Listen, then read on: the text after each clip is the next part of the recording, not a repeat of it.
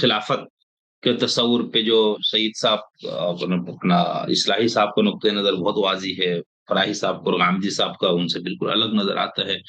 اسی طرح یہ ظاہری سنتوں پر عمل، جیسے اس میں ہمارے دوست نے ایک مثال بھی دی کہ وہ شلوار ٹخنوں سے نیچے ہو تو وہ کاٹ دیتے تھے، یعنی اس حد تک ان کے یہاں شدت تھی. اسی طرح امت کے اوپر جو مظالم وغیرہ ہے اس کے اوپر احتجاج، اس پہ رونا، تو آپ لوگوں کے بارے میں آتا ہے کہ نہیں، آپ لوگ کہتے ہیں میرے بولنے سے کیا ہوگا بھائی، جیسے غامدی صاحب کا شاید کوئی بیان ہے اس پہ.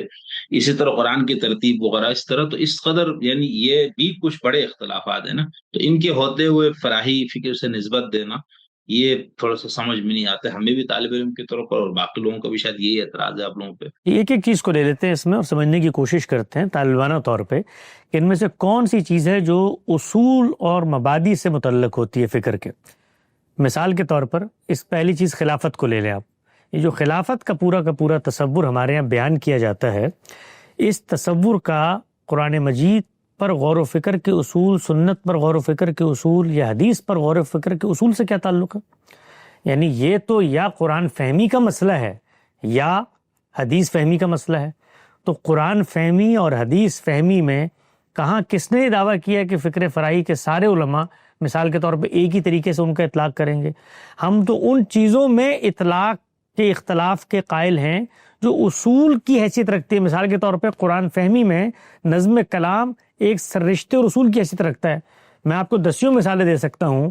اسی نظم کو سامنے رکھ کے مولانا فراہی ایک آیت کا ایک مفہوم بیان کر رہے ہیں، مولانا اصلاحی دوسرا مفہوم بیان کر رہے ہیں، غامدی صاحب تیسرا مفہوم بیان کر رہے ہیں. تو اصول میں اختلاف الگ چیز ہے، اور اصول کو سامنے رکھ کر آپ اطلاق کرتے ہیں، آپ کی کوئی انڈرسٹینڈنگ ڈیولپ ہوتی ہے، کسی نص پہ غور و فکر کرتے ہیں، اس سے آپ کی ایک مختلف رائے بنتی ہے. اس کا اختلاف اطلاق کا اختلاف ہوتا ہے. اس میں مولانا فراہی 10,000 باتیں کہیں، مولانا اصلاحی 10,000 باتیں کہیں. ہم نے کب یہ دعویٰ کیا ہے کہ ہم مولانا اصلاحی پر جو ہے وہ مثال کے طور پہ تقلید محض کے اصول پر، جیسے کسی فقہ میں اصحاب ترجیح نے چیزیں وقف کر دی ہوتی ہیں، ہم اس طرح ان کو مانتے ہیں؟ ایک اصولی فریم ورک ہے جس میں ایک صاحب علم نے کچھ اصول بیان کیے، اور وہ بھی اصول علم اور عقل اور دینی نصوص پر مبنی لگتے ہیں، اس لیے مانتے ہیں. وہ جس دن ان پر سوال پیدا ہوگا تو فکر فراہی کے اصولوں پر بھی سوال کریں گے.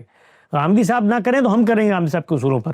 تو یہ جو مثال دی جاتی ہے، یہ مثال اس انحراف کی مثال بنتی نہیں ہے جس پس منظر میں دی جا رہی ہوتی ہے. بہت ساری آراء ہیں غامدی صاحب کے اپنے تلامذہ میں، وہ غامدی صاحب کی فکر پہ اپنے آپ کو کھڑے ہوئے کہتے ہیں، اختلاف کر رہے ہوتے ہیں. تو اس سے کیا وہ غامدی صاحب سے اپنی نسبت کا اظہار نہیں کر سکتے یا اپنی فکری انسپریشن کا اظہار نہیں کر سکتے؟ تو اس کا سرے سے کوئی تعلق ہی نہیں ہے. باقی جہاں تک خلافت کا روایتی استدلال ہے، میرے علم کی حد تک مولانا فراہی نے کبھی اس کو انڈورس کر کے بیان نہیں کیا. ممکن ہے وہ اس کو مانتے بھی ہوں تو میرے لیے کوئی اچنبے کی بات نہیں ہے. اس عہد کے اندر جو رائج فکر تھی خلافت کے بارے میں سب اس کو مانتے تھے. سورہ اثر کی تفسیر کے اندر ضمنی طور پہ ایک اشارہ کیا ہے، وہ خلافت کس خلافت کے پیش نظر ہے، یا دینی خلافت ہے یا مسلمانوں کے عمومی طرز حکمرانی کو اس وقت خلافت سے تعبیر کر دیا جاتا تھا. تو یہ بحثیں اپنی اپنی جگہ پہ قابل نظر ہیں. باقی مولانا فراہی کی اگر کوئی رائے سامنے آئے گی تو مبنی بر استدلال ہوگی تو میں اس پہ تنقید کروں گا، اور اگر انہوں نے اپنے اصولوں کی روشنی میں غلط اطلاق کیا ہوگا تو اختلاف کروں گا کہ بھئی آپ کا خود اپنا اصول ہے زبان کو سمجھنے کا. تو یہ جو قرآن مجید میں جہاں 3 جگہوں کے اوپر خلافت کا لفظ آیا ہے، خود عربیت کی روح سے وہاں پر خلیفہ کا یہ مفہوم ہی نہیں جو دینی تصور برآمد کر لیا ہے. آپ شاہ عبد القادر کا ترجمہ اٹھا کے دیکھ لیں، آپ سب کو چھوڑ دیں، اس عہد کے جتنے مفسرین ہیں ان کا ترجمہ اٹھا کے دیکھ لیں، سب اس کو جانشین کے معنی میں، صاحب اقتدار کے معنی میں ترجمہ کر رہے ہیں. وہ جو تصور برآمد کیا جاتا ہے پورا کا پورا، وہ تو احادیث کے انڈرسٹینڈنگ پہ مبنی ہے. یہ ہو گئی پہلی چیز. دوسری چیز آپ نے ذکر کی جمع قرآن کے حوالے سے. مولانا فراہی نے اس موضوع پر کوئی تفصیلی کتابیں نہیں لکھی. ان کے زیادہ تر جو علم ہے وہ نوٹس کی صورت میں ہے.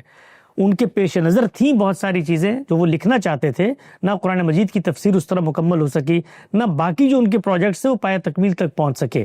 نوٹس ہیں، ان نوٹس کو میں بھی سمجھوں گا، آپ بھی سمجھیں گے، اور وہاں پر کہیں مجھے یہ معلوم ہوگا کہ میں نے ان کے دیے ہوئے یا ان کے بنائے ہوئے اصولوں کی روشنی میں ایک مختلف رائے اپنا لی ہے تو تنقید کروں گا ان پہ. لیکن جہاں تک ان کے لٹریچر کا تعلق ہے تو یہ اس طرح کی تعویلات تلاش کر کے کہ مولانا فراہی نے فلاں جگہ پر ایک حاشیہ نقل کیا اور اس میں لکھا ہے کہ صحابہ کا تو اجماع تھا کہ دور ابوبکر میں قرآن مجید کی تدوین ہوئی ہے. اب یہ انہوں نے لٹریچر ریویو کے طور پہ لکھا ہے، تاریخ بیان کرنے کے طور پہ لکھا ہے، عمومی طرز عمل پہ لکھا ہے، عمر کے کس حصے میں لکھا تھا، اس کے بعد اس کی کوئی توضیح کی ہے، یہ ان کا کوئی طالبانہ مشاہدہ تھا. یہ ہے کیا؟ خود مولانا فراہی کی جو تفسیر ہے اس میں سورہ اعلیٰ کو اٹھا کے دیکھ لیں، وہ جمع قرآن کے بارے میں کیا کہتے ہیں۔ تو اس طرح کی چیزوں سے یہ مماثلتیں تلاش کر کے کہ یہ تو فراہی فکر کی اصل سے ہٹ گئے، اصل اصول و مبادی ہیں، باقی اطلاقات ہیں، وہ تفہیم سنت کے باب میں بھی ہوں گے، اختلاف واقع ہوں گے، تفہیم قرآن کے باب میں بھی ہوگا، اختلاف واقع ہوں گے۔ باقی ایک آپ نے مثال دی ٹخنوں کے بارے میں کہ مولانا اصلاحی کے ٹخنے جو ہیں وہ ڈھپے ہوئے نہیں تھے، تو انہوں نے کہا کہ چیک کینچی لا کے میں دیتا ہوں تو آپ اس کو کاٹ دیں، یہ خود انہوں نے مقدمے میں لکھا ہے تفسیر کے۔ تو یہ مثال کے طور پر اگر وہ یہ سمجھتے تھے کہ ما اسفل من القعبین ففی النار، کہ جس کے ٹخنے نیچے ہوں، اس بالِ ازار ہو، تو وہ جہنم میں جائے گا، تکبر کی علامت اور اس کا انہوں نے اطلاق کر دیا، تو اطلاق کرنے کا ان کو حق ہے۔ میں آج کے دور میں کہوں گا بھائی یہ مبنی بر علت ہدایت تھی، یہ شلواروں کے اندر اطلاق پایا نہیں جاتا، ممکن ہے ہندوستان کی صورتحال میں اطلاق پایا جاتا ہو، تو یہ تو عموم اور اطلاق کا اختلاف ہے۔ اس میں یہ مثال دینا کہ بھائی انہوں نے کہا ہو کہ قرآن مجید کے باب میں آپ نے اس کو وہ حیثیت نہیں دینی، تو پھر میں یہ مانوں کہ بھائی مجھے تو مولانا فراہی سے اپنی نسبت ثابت نہیں کرنی چاہیے۔ یہ جتنے اختلاف بیان، اچھا ایک آپ نے آخری چیز بیان کی کہ جی وہ امت مسلمہ کا بڑا درد تھا ان کے دل میں، تو آپ نے ہمارے دلوں کو چیر کے دیکھ لیا کہ ہمارے دلوں میں درد نہیں ہے۔ یعنی انہوں نے تو طرابلس کے شہداء کا قصیدہ لکھا ہے، میں نے یہ بھی سنا کہ یہ چیزیں جو ہے مولانا فراہی کی کبھی یہ سب ہم نے ڈالی ہیں وہاں پر، یہ جو ویب سائٹ بنی ہوئی ہے مولانا فراہی کی، ان کے جتنے قلمی مسودات ہیں اور ان کی جتنی کتابیں ہیں یہ ہمارے اداروں نے دنیا بھر تک پہنچانے کا اہتمام کیا ہے۔ جتنی آن لائن آپ کو یہ PDF ملتی ہیں سب ہم نے مہیا کی ہیں، تو یہ نہیں ہے کہ مولانا فراہی کی نعرہ کو چھپایا جا رہا ہے، یہ تو دنیا کے سامنے ہے۔ تو وہ جو درد ان کو طرابلس کے لیے نظر آتا ہے، یہ آپ کو غامدی صاحب کی کتاب خیال و خامہ میں عراق پہ جب امریکہ نے حملہ کیا وہاں نظر نہیں آتا۔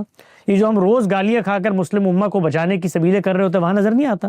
تو وہاں پر چونکہ آپ کی غلط اسٹریٹجی سے اختلاف ہو رہا ہوتا ہے تو آپ کو لگتا ہے ان کے سینوں میں درد نہیں ہے، تو آپ نے ہمارے دلوں کو چیر کے دیکھ لیا کہ ہمارے سینوں میں درد نہیں ہے۔